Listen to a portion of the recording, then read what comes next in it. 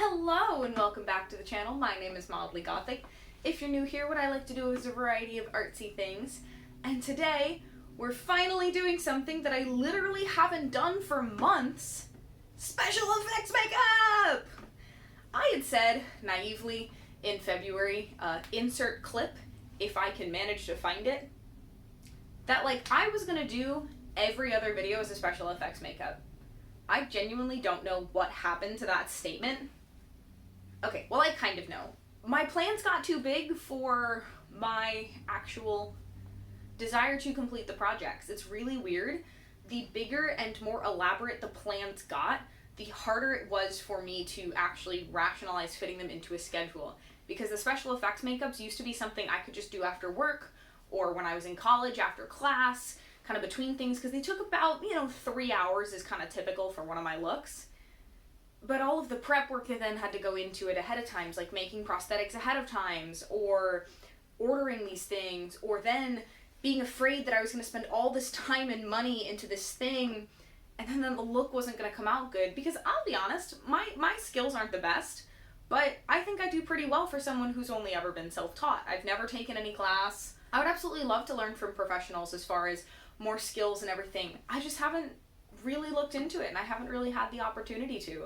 So I'm aware of where my skills lie and where the limitations are. So I think I scared myself with how big my ideas got and being afraid that I couldn't fulfill them. So I said, screw that, and made some horns out of aluminum foil, I'll show you how, and threw together a really quick makeup look, because how can I post in October and not post a special effects makeup? So that's what this video is. I'm sorry for the long-winded intro and all of that explanation on why it's been so long since a special effects video has appeared on my channel. I do actually also think part of it is Domino.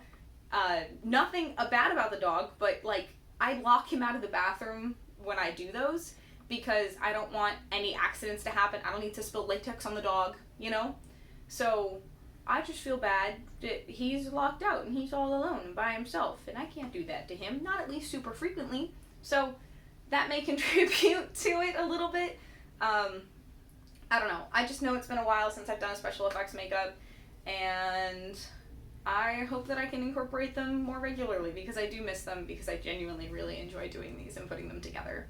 Seriously, thank you so much for watching if you've gotten to this point.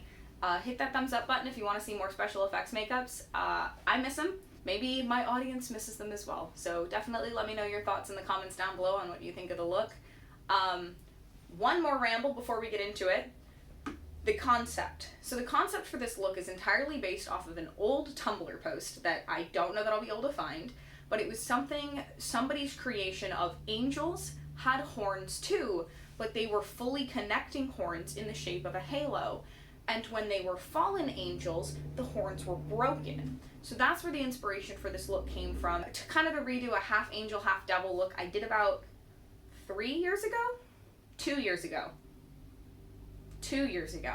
That I did about 2 years ago, and that I love, but I want to do so much more with this look. I want to do so much more with this look. I'm not going to get into it right now, but this was kind of my next step at hypothesizing what a more advanced version of that concept would be, and I'm here to show you how I tried to bring it to life. So again, let me know your comments and the thoughts down below. Let me know your thoughts in the comments down below. I always look forward to reading comments, and I do my best to respond because I think it's fun to engage, that there's actually somebody there. I'm not just talking to the void. I mean, I am, but I'm not. So anyways, leave your thoughts in the comments if you'd like. I'd really appreciate it. I ramble, and it's been a while since I've done such a rambly intro. At least editing exists. So thank you so much for getting to this point in the video, and now let me show you how I bring that concept to life. So I don't really have the best footage for how I started these horns, but I really just took a bunch of tinfoil and crinkled and added it together until I got the shape of 2 horns. I went with one bigger one and one smaller one, because again, I wanted that image of kind of a broken halo, and the more complete the circle is, the more I could give that illusion. To cover these and make them take paint better and also look just a little bit better, I used liquid latex. I did a full layer across the horns, and then I started adding some small ripped up pieces of tissue on it. The less straight the edges of the tissue, the better. Just trying to cover all those divots and valleys and create a more organic horn texture across the whole surface. I layered those about twice with the latex and tissue, again, trying to cover areas, pool the latex where I thought there might have been really big divots. I knew I was making these way ahead of time, so having a lot of latex to dry wasn't a problem. This was a very messy process. Latex is not always the easiest to work with, and I find, again, my fingers to be the easiest application tool. That, again, is likely just my lack of experience, but it honestly works for me as long as you're okay with a messy area and making sure you don't have anything nearby that you care about getting liquid latex on. Once they were fully latexed and tissued, I did a base coat of black because I did want to paint these in a metallic color. And black is always the best base coat for metallic. I ended up doing 2 coats of the black paint before I went to my metallic paint. I actually used the same kind of paint that I did for the gold in my headdress video, which if you haven't seen, you should go check out, which is really, really cool. But yeah, I did 1 layer. I dry brushed the gold on so that it wasn't super, super intense. You could kind of see that rough black underneath, and I think they looked really good. And once these were done, it was ready to start putting them on. Hello, welcome to a new location, a different bathroom than I used to have. I am working with a new setup. This is the first time I've ever filmed in this bathroom. I had a pretty good setup in my previous bathroom, but we're gonna see how it goes with this one. I'm not entirely sure. It has been far too long since I've done a special effects makeup. I'm really looking forward to getting back into it. I have a really cool plan. Is it gonna work? I have no idea, so it's been a minute since I filmed one of these. It's also been a minute since I've edited one of these, so many apologies in case things go weird. But I'll try to be a little bit more focused and specific as I go along with how I do certain things, as well as just showing you the process. So, without further ado, let me try to do this for the first time in months and show you how I do it. So the way I went about applying these horns is using the property of latex likes to stick to latex. So I blocked out those areas on my forehead where I knew the horns were going to stick. I used hair gel to stick back the little flyaways so they hopefully wouldn't get caught. And then I just applied a thin layer of the latex above both of my eyebrows where I knew the horns would stick. And I also applied a layer of latex to the bottom of the horns and let both of those get tacky before sticking one to the other. This is de facto kind of one of the easiest ways to apply something if you don't want to use spirit gum. Once the base was secure, I then just have the edges to worry about. So I blotted latex around the edges of the tinfoil horns, making sure not to get too close to my eyebrows, and then layered tissue on top of that, just like I had done for actually building the horns, so that I could create kind of a texture around the bottom to make it look like they were coming out of my head. I hadn't painted the gold and honestly the black either all the way down, so I did end up building that tissue latex base further up so that I could try to cover some of that unpainted horn texture. And this took some time because, again, latex gets very tacky, so you gotta pause, make sure clean whatever implement you're using, and, try to smooth everything out so you don't pull off what you have already put down on your face. Once I'd built that latex base up enough, I decided to switch to the other main coloring that was going to be on my face, which is red.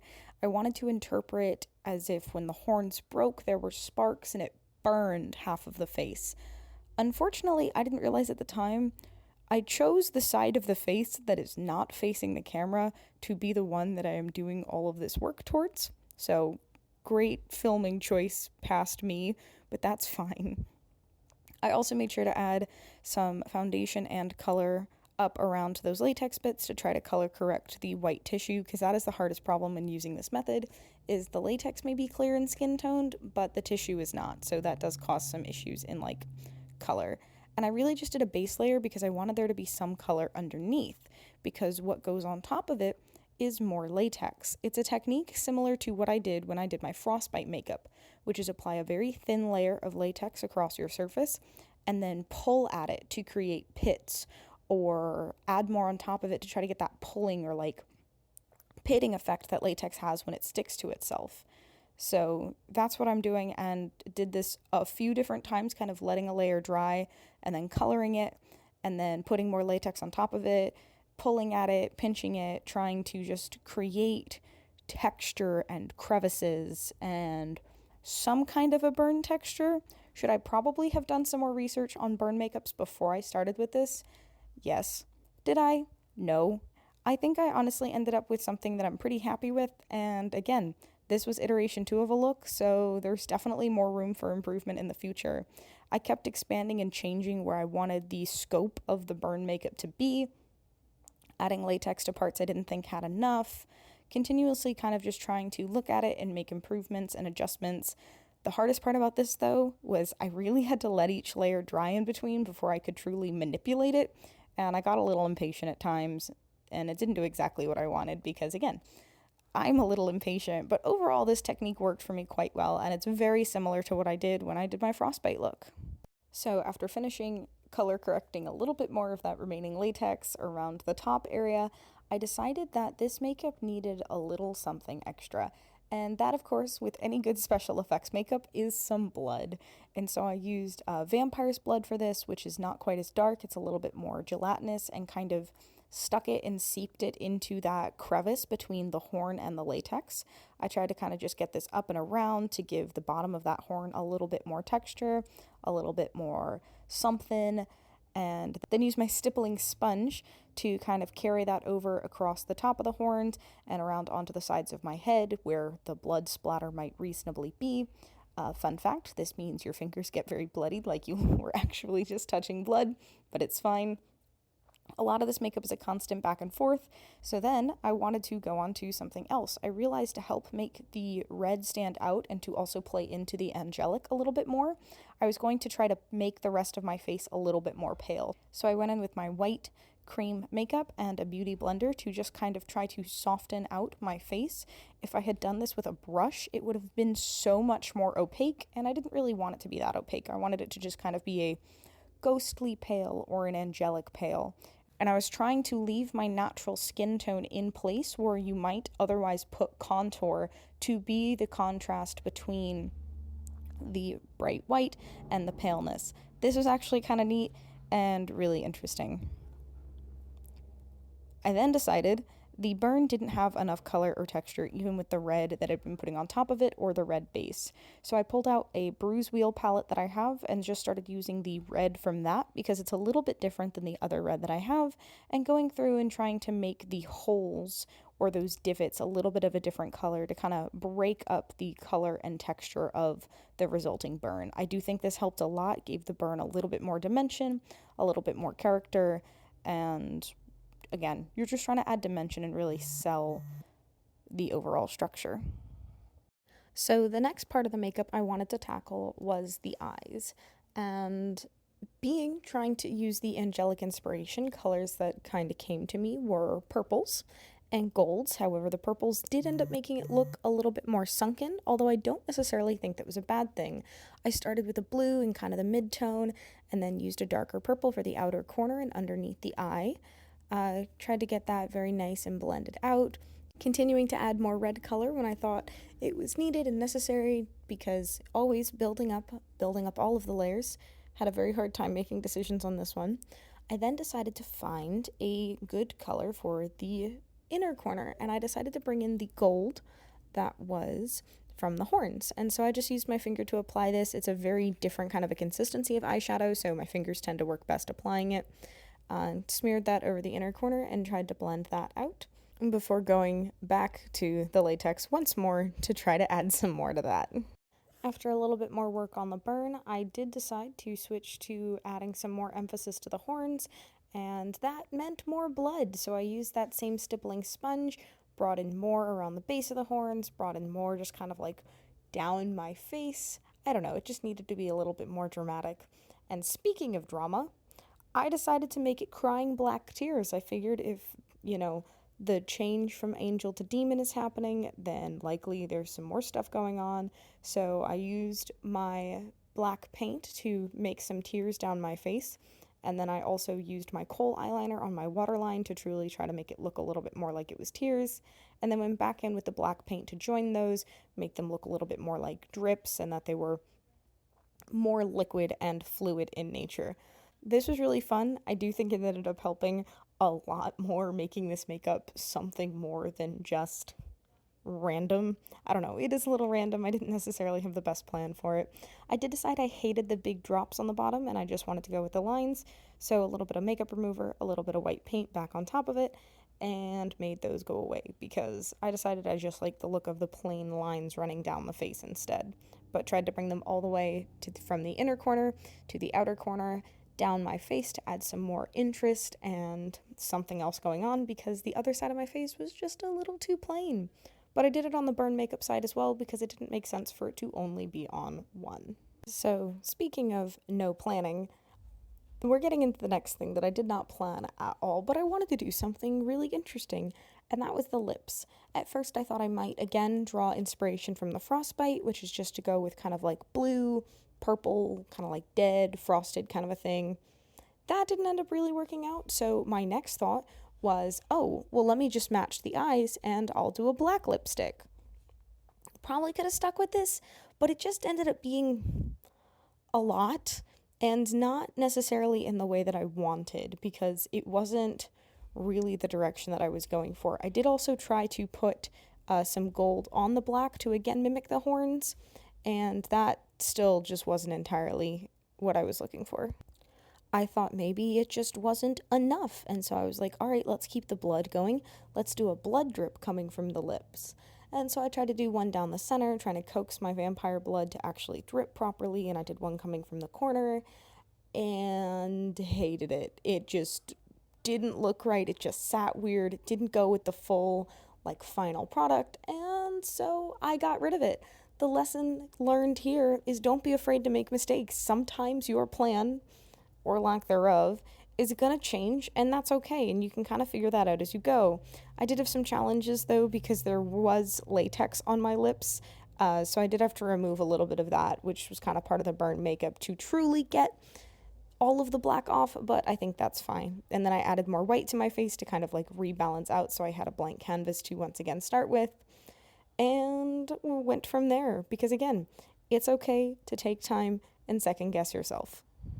To distract myself before getting back to the lips, I decided to again continue picking at or modifying, coloring, just kind of overall working with the bleach makeup and the overall rest of the face so that I could come up with some other different thoughts on what I wanted to do for the lips.